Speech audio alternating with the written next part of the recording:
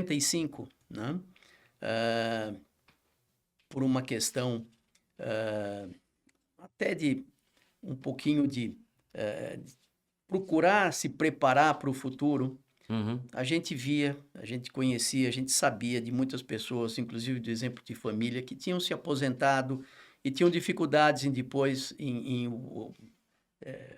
entender que a aposentadoria, embora desejada, ela leva a alguma coisa um pouco indesejada, que é não ter o que fazer. Tá. Então, nós procuramos, a família se reuniu, eu, minha esposa e mais 2 irmãos dela, e para procurar montar alguma coisa familiar que fosse o nosso porto seguro, fosse o nosso seguro, não desemprego, mas o seguro atividade, para você manter alguma atividade. Tá. E aí surgiu a ideia de fazer alguma coisa, e a ideia da padaria veio por conta de um imóvel desocupado, que foi recuperado pela família, e esse imóvel recuperado pela família tinha sido, lá atrás, uma padaria, e uma padaria da avó da minha esposa e dos meus cunhados, que ela se chamava Dona Deolinda, daí a ideia da homenagem à corruptela de Deolinda é Deola. Então nós resolvemos homenageá-la, era viva ainda, então ela pôde presenciar e foi na inauguração. Em 1996 surgiu a primeira Dona Deola, já surgida sob uma égide um pouco diferente das outras padarias. Nós não tínhamos nenhum dos sócios trabalhando efetivamente na padaria, tá? Então, era uma padaria que já surgiu mais ou menos com uma estrutura empresarial de negócios, visando realmente resultado. Com todas as dificuldades que nós sabemos, que aquelas máximas que só o olho do dono engorda o porco, essas coisas assim, e nós pudemos tentar quebrar esse paradigma, e a gente viu que é difícil quebrar esse paradigma. Mais para frente comenta um pouquinho sobre isso. Mas, basicamente, então, em 1996 foi inaugurada a Dona Deola, primeira unidade na Avenida Pompeia, onde havia sido uma padaria, que a Dona Deolinda tinha essa padaria em 1940, que se chamava Padaria Dolar. Então, embora a família já tivesse isso, mas vendeu o ponto, né, logo depois, embora tivesse já uma experiência na família, não foi uma continuidade, é um negócio novo que surgiu. E por que a padaria? Porque o imóvel tinha as características básicas de uma padaria. Tá? Ele já tinha uma estrutura que foi forjada para ser uma padaria. Mas vocês nunca tinham trabalhado em padaria? Nunca, e continuavam não trabalhando. Em 1996 eu continuava trabalhando no banco, minha esposa era diretora da Editora Abril, o meu cunhado morava no México, vice-presidente de uma empresa no México, e outro meu cunhado tinha uma floricultura, engenheiro agrônomo, trabalhava na floricultura numa empresa de manutenção,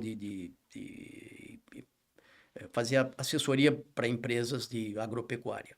Então, nós não tínhamos isso, então nós já começamos com uma estrutura tendo um gerente, um estoquista, supervisor, e com isso a gente montou a primeira Deola. E, para surpresa de todos, menos para mim, que não estava tão afeito, era mais uma sociedade entre os 3 irmãos, foi muito difícil, o negócio não deu certo. Né? E não deu certo por vários motivos. Né? Mas, basicamente, porque realmente o ponto é muito importante. Talvez o ponto daquela padaria para o negócio, né? E aqui eu acho que é importante já para a gente determinar, tem alguns negócios que são, quando os negócios são empregos para as famílias, talvez dê certo. Então, aquele é meu emprego, eu não preciso ter mão de obra. Quando é um negócio, você tem uma estrutura que serve você, os custos são diferentes, a receita esperada é diferente. Normalmente, para um país como o Brasil, onde você procura sempre um retorno do seu negócio, e num país onde as taxas reais de juros, ou mesmo as taxas nominais são tão altas, é difícil você tirar de um negócio taxas expressivas comparadas a uma aplicação simplesmente em produtos sem risco de banco. Né? Então, quanto a isso, quando eu falo que não deu certo, ela não trouxe o retorno esperado. Tá certo? Mas, enquanto negócio, ela subsistia, ela tinha lá, ela não dava prejuízo, mas não dava muitos lucros. E, a partir daí, então, 2 anos de 1998, eu passei a atuar um pouco mais junto à empresa, com o intuito de vender a empresa. Né? E essa venda da empresa, eu comecei esse processo. Em algum momento eu vi que tinha algumas oportunidades que não estavam sendo bem exploradas, E aí o destino, né? Ele aparece novamente e eu fui procurado pelo dono de uma grande rede de drogarias, antiga chamada Drogão, que chamava. Uhum.